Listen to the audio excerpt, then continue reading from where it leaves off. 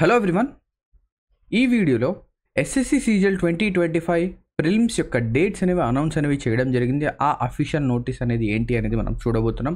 So basically మనకు already తెలిసిందే, CGL 2025 examination వచ్చేసరికి మనకు ఆగస్ట్ 13th నుంచి స్టార్ట్ అవ్వాలి. కానీ కొన్ని రీజన్స్ వల్ల దీన్ని ఏంటంటే కొంచెం పోస్ట్పోన్ అనేది చేయడం జరిగింది. ఇప్పుడు వచ్చేసరికి మన సీజీఎల్ ఎగ్జామినేషన్ ఓకేనా సెప్టెంబర్ 12th నుంచి 26th వరకు జరుగుతుందని చెప్పేసి ఒక అఫీషియల్ నోటీస్ అనేది ఎస్ఎస్సి ఇవ్వడం జరిగింది ఇప్పుడే రీసెంట్గా. సో ఆ నోటీస్ అనేది ఏంటి ఒకసారి చూద్దాం. సో ఇక్కడ నోటీస్ కనుక చూస్తే కంబైన్డ్ గ్రాడ్యుయేట్ లెవెల్ ఎగ్జామినేషన్ 2025 వచ్చేసరికి మనకు దీని యొక్క షెడ్యూల్ 12th నుంచి 26th వరకు, అంటే 12, 13, 14, 15, 16, 17, 18, 19, 20, 21, 22 అంటే 12 నుంచి 26గా కంటిన్యూస్గా జరుగుతుంది. ఓకేనా, ఎక్కడ గ్యాప్ లేకుండా మనకేంటంటే కంటిన్యూస్గా జరుగుతుంది అని చెప్పేసి ఇక్కడ మనకు మెన్షన్ అయితే చేయడం జరిగింది. సో ఇక్కడ బేసికలీ చూస్తే మన ఎగ్జామినేషన్ వచ్చేసరికి 15 డేస్లో జరగబోతోంది. ఎన్ని డేస్ అండి?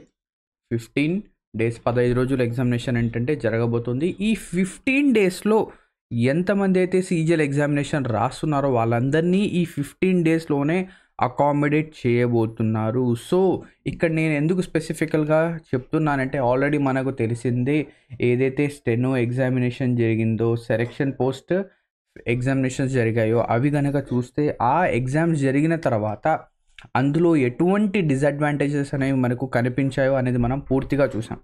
కానీ ఈ సీజీఎల్ ఎగ్జామినేషన్ అనేది వీళ్ళు కండక్ట్ చేస్తున్నారు అని చెప్పేసి మనకి ఇక్కడ మెన్షన్ చేశారు. అంటే వీళ్ళు ఏమనుకుంటున్నారు, ఏదైతే ఎస్ఎస్సి స్టాఫ్ సెలక్షన్ కమిషన్ ఉందో ఇక ఏదైతే జరగబోతున్న ఎగ్జామినేషన్స్లో ఇటువంటి తప్పులు జరగవు అని చెప్పేసి వాళ్ళు అజ్యూమ్ చేసుకొని ఏంటంటే ఈ షెడ్యూల్ అనేది మనకి ఇవ్వడం అనేది జరిగింది. సో ఖచ్చితంగా ఆ మిస్టేక్స్ అనేవి రిపీట్ అవ్వవా అంటే కాదు. ఇక్కడ మళ్ళీ మనకేంటంటే ఆ మిస్టేక్స్ అనేవి రిపీట్ అయ్యే ఛాన్సెస్ అనేవి చాలా ఎక్కువగా ఉన్నాయి. అండ్ దాంతోపాటు ఇప్పుడు రీసెంట్గా ఏదైతే డెవలప్మెంట్స్ అనేవి చూస్తున్నామో మన ఇండియాలో, సో ఏదైతే నార్దర్న్ సైడ్లో మనకేంటంటే క్లౌడ్ బర్స్ట్ అనేవి జరగడం జరిగింది. సో అక్కడ ఏంటంటే చాలా వర్షాలు, చాలా ఫ్లడ్స్ అనేవి రావడం జరిగింది. ఇటువంటి సిచ్యువేషన్లో ఎగ్జామినేషన్ అనేది కండక్ట్ చేయడం అవసరమా? అండ్ దానితో పాటు ఏంటంటే స్టూడెంట్స్ చాలామంది ఏంటంటే, సో మన సదరన్ సైడ్ ఏంటంటే నేనేంటంటే స్పెషల్లీ చెప్తున్నాను, నేనేంటంటే ఈ లాస్ట్ 15 డేస్లో నాకేంటంటే కొంచెం వర్క్ అనేది ఎక్కువగా ఉండేది. దానివల్ల నేనేంటంటే వీడియోస్ అనేవి చేయలేకపోయాను.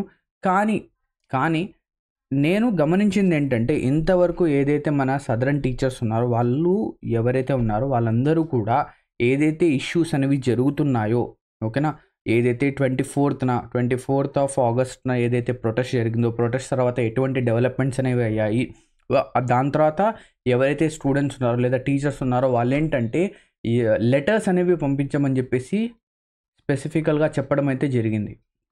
ఓకేనా, ఎవరెవరికి?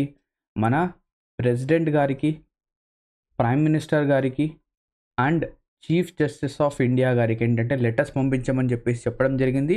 నేనేంటంటే కొంచెం బిజీగా ఉండడం వల్ల నేను మీకు ఇన్ఫామ్ చేయడం అనేది మర్చిపోయాను.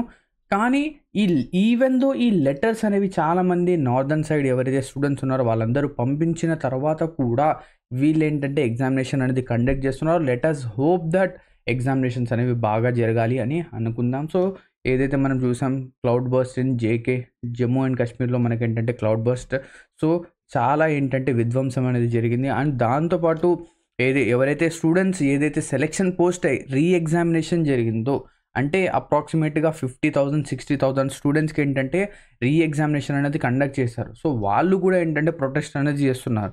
ఏదైతే రీ ఎగ్జామినేషన్ జరిగిందో ఆ ఎగ్జామినేషన్లో కూడా మాకేంటంటే డిఫికల్టీస్ అనేవి ఫేస్ అయ్యాయి. So let us hope that మన సీజీఎల్ ఎగ్జామినేషన్లో ఇటువంటి డిఫికల్టీస్ అనేవి మనము ఫేస్ చేయకుండా ఉండాలి అని చెప్పేసి మనం ప్రే అనేది చేద్దాం. ఓకేనా, సో ఇక్కడితో ఈ వీడియో అనేది ఎండ్ అవుతుంది.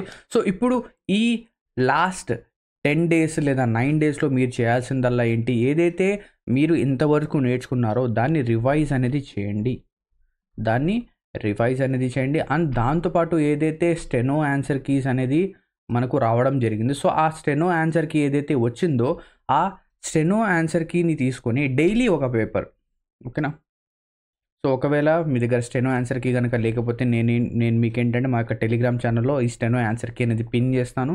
సో అక్కడ నుంచి మీరు ఏంటంటే స్టెనో ఆన్సర్ కీ అనేది డౌన్లోడ్ చేయండి. డైలీ ఒక పేపర్ అనేది ఖచ్చితంగా సాల్వ్ చేయండి. డైలీ ఒక పేపర్ అండ్ డైలీ ఒక మాక్ టెస్ట్ అనేది రాయండి. ఎక్కడ రాస్తారో ఆలివ్ బోర్డ్లో రాయండి.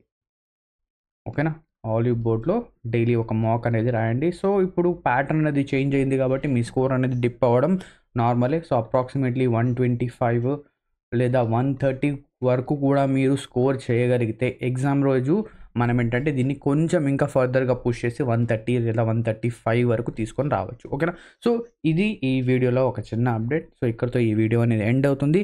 Thank you very much for watching this video and have a great day ahead and all the best for your upcoming SSC CGL 2025 examination.